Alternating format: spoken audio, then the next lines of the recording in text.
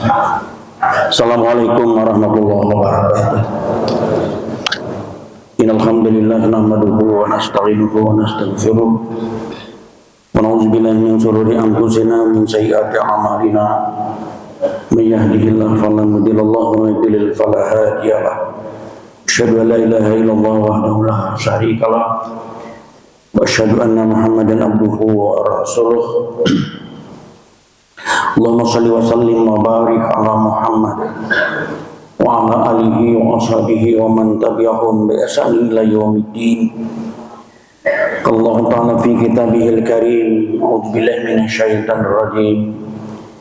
Ya ayyuhalladzina amanu taqullaha haqqa tuqatih wa la tamutunna illa wa antum muslimun.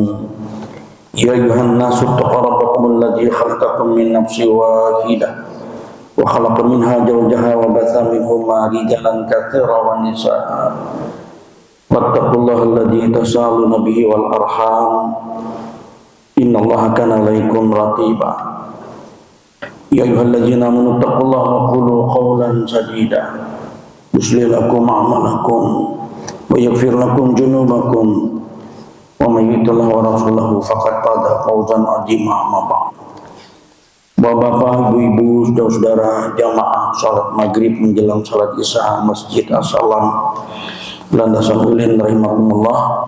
Syukur alhamdulillah hingga sampai saat ini kita tetap diberikan Allah kesehatan, kekuatan lahir dan batin, dan dengan izin serta kehendak Allah pula berpaut langkah kaki dan ayunan tangan kita ringan mengikuti gerak hati untuk datang ke masjid ini, terutama melaksanakan kewajiban kita sholat maghrib berjamaah, dilanjutkan dengan mengikuti pengajian rutin yang dilaksanakan oleh takmir masjid pada setiap Jumat malam Sabtu.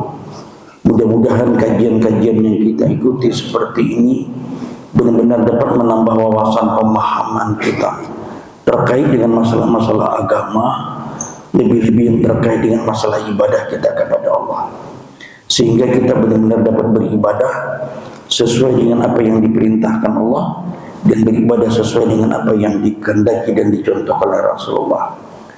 Bapak-bapak dan ibu-ibu jamaah rahimakumullah, kita kembali mengawali kajian setelah kita istirahat di bulan Ramadan. Ini pengajian yang kedua ya.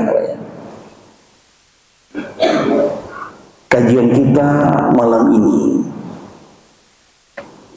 kita ingin mengukur efek takwa dari buah Ramadan. Kita sudah kurang lebih 14 hari meninggalkan bulan Ramadan.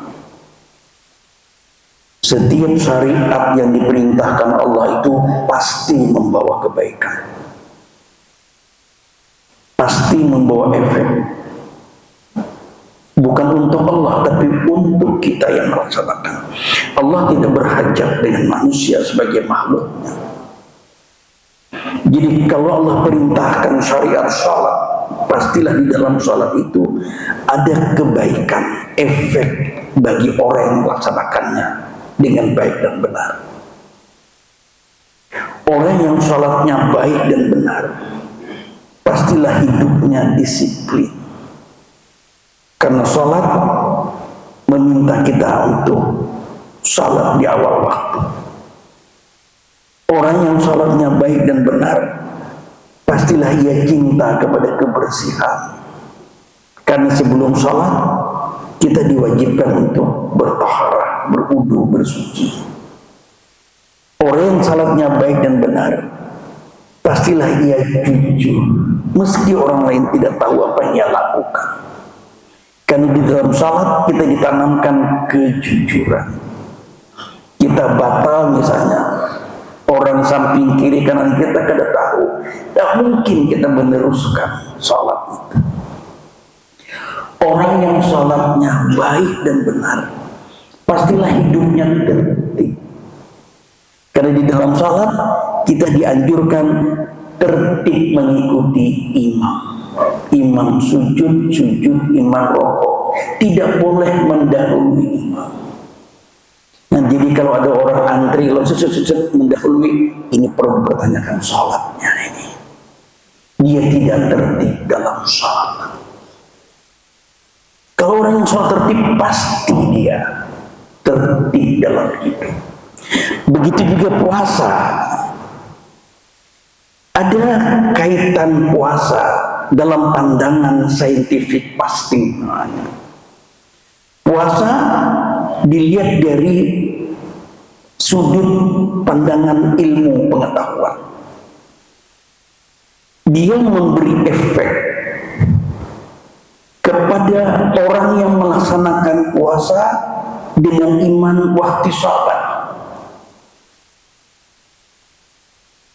Ini kajian dilihat dari segi scientific fasting. Puasa dilihat dari kajian ilmu pengetahuan, terutama ilmu kesehatan. Apa efeknya? Pertama, orang atau tanda orang yang berhasil di dalam ibadah puasanya di bulan Ramadan yang lalu, pastilah badannya, jasadnya lebih sehat, lebih bugar, perhatian.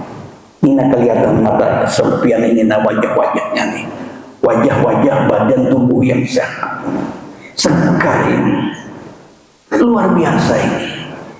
Karena sempian sudah melaksanakan puasa dengan baik dan benar, imanan wahtisaban. Kenapa demikian? Dalam kajian ilmu pengetahuan kesehatan, sebelum bulan puasa kita makan 3 kali. Makan keesokan, makan tengah hari, dan makan malam. Di antara makan keesokan, makan tengah hari, terkadang banyak lagi camilan-camilannya, yang terkadang volumenya bisa melebihi pada makan atau makan nasi. Antara siang sampai malam banyak lagi yang dimakan. Terkadang volumenya bisa melebihi porsi makan nasi. Begitu kita masuk di hari pertama bulan Ramadan, frekuensi makan kita sudah diatur, dikurangi. Kita hanya makan 2 kali, makan waktu bersahur dan makan waktu berbuka. Dan selama bersahur sampai berbuka, kada boleh makan camilan, kada boleh makan apa-apa. Pada saat itulah organ tubuh kita sebagian besar istirahat, kecuali jantung. Jantung itu istirahat, kecuali kita hidup. Usus besar kita, usus kecil kita, pencernaan kita istirahat. Di dalam kajian ilmu kesehatan, penyakit itu lebih banyak bersumber dari makanan. Lebih banyak datang dari makanan daripada virus saja yang masuk secara internal.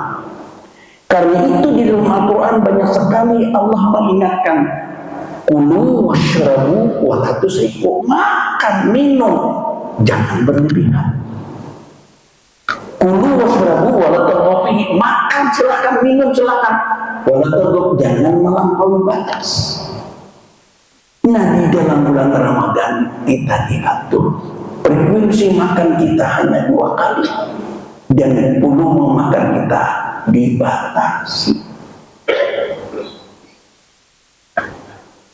Inti dari puasa tadi adalah pengendalian nafsu, bukan sekedar menahan nafsu,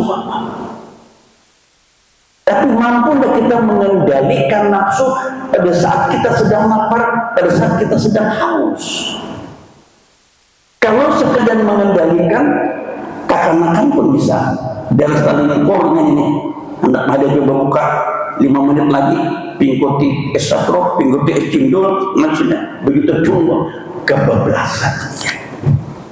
Di sini yang menentukan kualitas kita, puasa kita. Kalau orang sedang lapar, orang sedang haus, indera kita ini sangat sensitif sekali, Jangankan diamlah melihat pupuyuh mengubar atau melihat orang berjualan haruan panggang kalau mencium tetangga yang membanang acan aja, wah sudah macam-macam ini. Wah ini sebelah ini bisa hendak memiliki acan ini, bisa hendak memanggang tuak ini, macam-macam sudah. Lagi lapar, macam-macam ini perhatian keluar. Itu Bapak kalau kada terkendali nafsu waktu itu tuh, itu yang bisa menakuni. Oh mamanya aja, napagar pembukaan kita hari ini, kan mamanya biasa aja, ada aja tuh sisa apa namanya ini Pak Hasan masih ada, mandai itu ada aja, kemudian Bali Tarap masih ada apa ya biasa juga kita buka. Aja mamanya, hari ini biar aja urusan ke dapur, kan memasak aja, kita nukar ke pasar aja. Nah ini kan pengaruh akan tadi Bapak. Nang bini nih mulai ada bermasak, ada memasak aja, lalu tulahkan Bapak ke pasar. Iya itu mau di pasar tuh macet harus beda betul. Orang semuanya menuluskan nafsu. Aku jangan lagi asal ingin melihat tuh ada haruan penangkalo, haruan penangkalo. Jangan ini, aku asal ingin itu ada pupuyuh bobar, luka dua ikung pupuyuh bobar baik. Panjang sayurnya gangannya apa kita? Itu aku ada melihat, gangan asam, bau, kepalanya, pipinya ganaman, luka gangan asam. Ujian nabi ini aku hendak bangun belambaknya ada nangkanya di sini. Muka dan belambak lupa. Yang tergantungan sudah terjerinting ini. Tampang sayurnya apa? Tuh ada sayurnya, ada apa namanya? Capcay di situ. Muka pulang baik. Ini ada urap sini, muka urap sini. Camilannya tentang tuh takjilnya apa? Aku asal di kabaran dan laki. Jadi ini kadang aku asal amaran tatak nih, nyampelan sakar tuh 50.000 juga. Nukar amaran tatak baru ke tidak beranda. Minumnya apa kita? Jangan ini aku hendak istindol, enggak jangan laki aku istindol. Nah, apa? Hebat tangan kantongan sudah baik. Dianggap diampar di muka bukan pada wali katakan bukan hebat dari macam-macam tadi. Begitu berbunyi.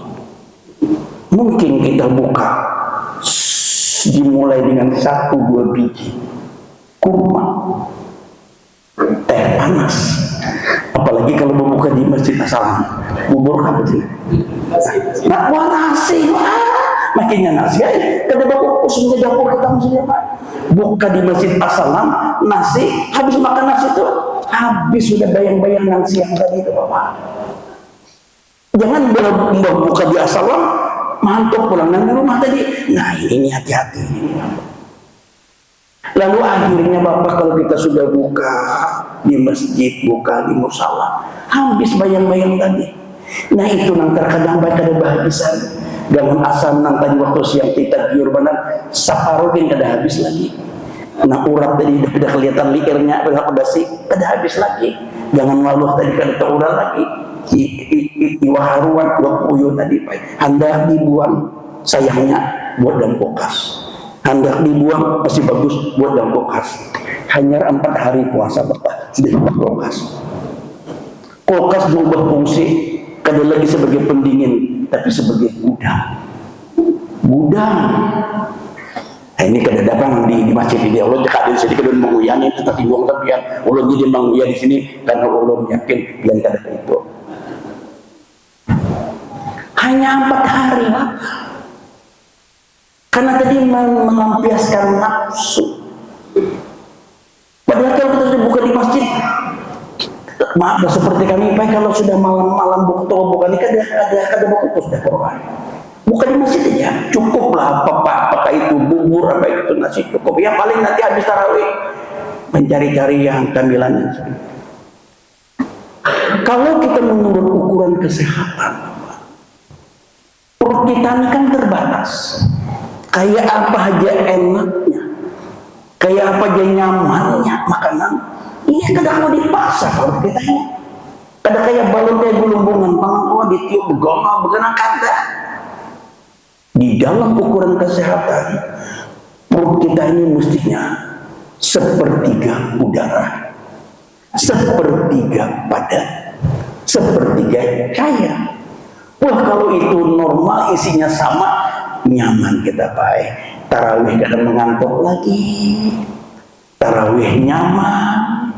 Tapi kalau ini tadi di masjid berbuka juga, di rumah mantuk pulang, nah itu tenang waktu tarawih tadi Pak. Kada imbang lagi, nang padat banyak, nang cair banyak, akhirnya porsi udara tertekan dia. Karena diambil oleh dua tadi. Yang ini yang kelihatan waktu tarawih itu baik. Kalau ini tertekan ke atas, yaitu riga. Tapi yang berbahaya tahulah dia. Kalau ini tertekan ke bawah, yang di belakang sini yang bingung, kenapa jadi muka aku tuh geliat. Nggak ada tahu. Pada sini menahani. Amunnya napas batal, nanti pulang bodoh. Nah, akan dibeliat-beliat menahani. Seorang juga yang luput, hantu taruh waktu itu buka. Guliat bingung di belakang. Kayaknya ada dua imam membaca ayat panjang. Imam gak ada paham lagi. Saling bagusan bacaan imam yang disalahkan. Seorang juga yang luput, hantu taruh. Karena ini pola makan tidak teratur. Jadi mindset orang belas dendam ini harus tidak berlaku di dalam kita berpuasa supaya kita segar. Ini terkadang yang mengganggu mindset di Bapak. Seperti balas dendam.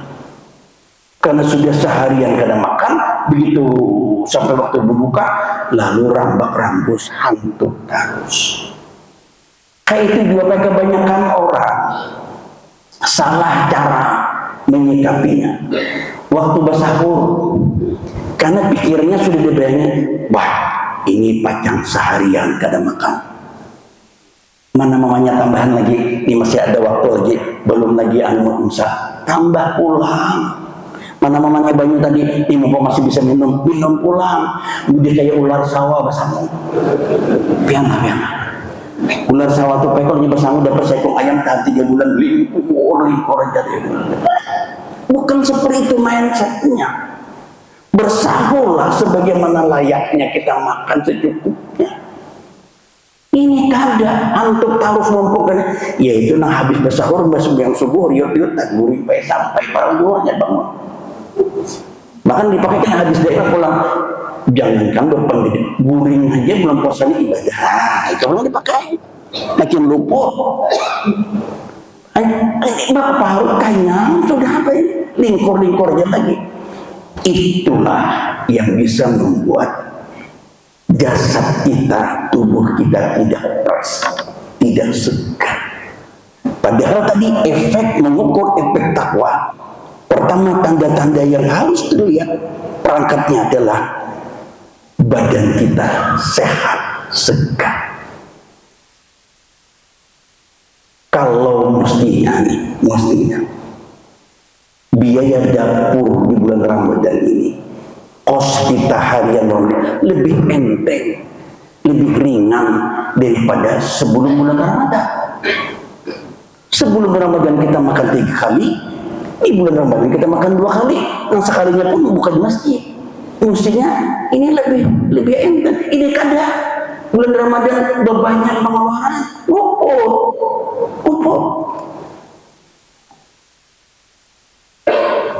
Kalau sampean rajin. Coba Bapak timbang sekali-kali. Apabila berat badan itu bertambah 5 kilo, jangan pernah hitung ke sampean. Wah, bulan puasa nih 5 kilo berat badan bertambah. Ini perlu dipertanyakan nih puasanya nih kayak apa ini. Mestinya berat badan kita paling kada tetap, kalau tidak berturun, karena frekuensi makan kita berkurang. Amun bertambah, perlu dipertanyakan kayak apa pola makannya. Nah, jadi sekali pertama, tanda-tanda mengukur efek Ramadan, jasadnya, badannya lebih sehat, lebih fresh, lebih segar, lebih mudah.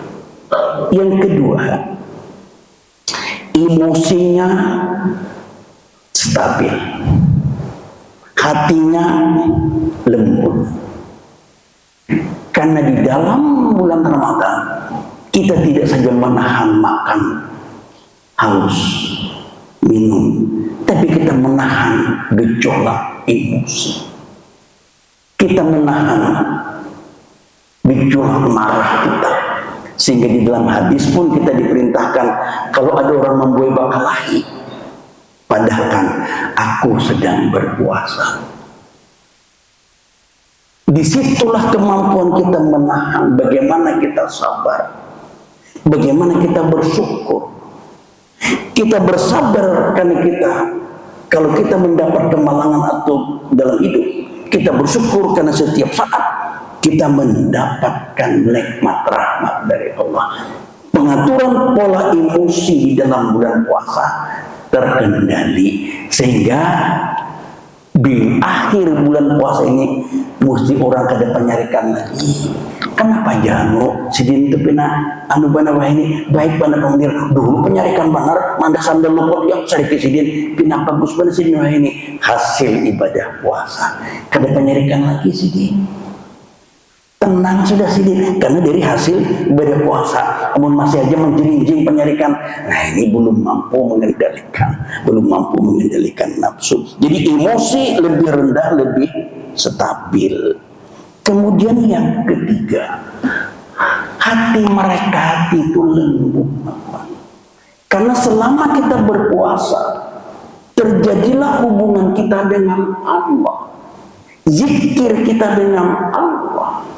Kalau kita sholat, hubungan kita, begitu kita takbir Allahu Akbar, sampai dengan kita salam, terjadilah hubungan kontak kita dengan Allah. Mungkin 5-10 menit. Tapi di dalam bulan puasa, begitu kita bersahur, sampai kita berbuka, terjadilah kontak hubungan kita dengan Allah. Karena itu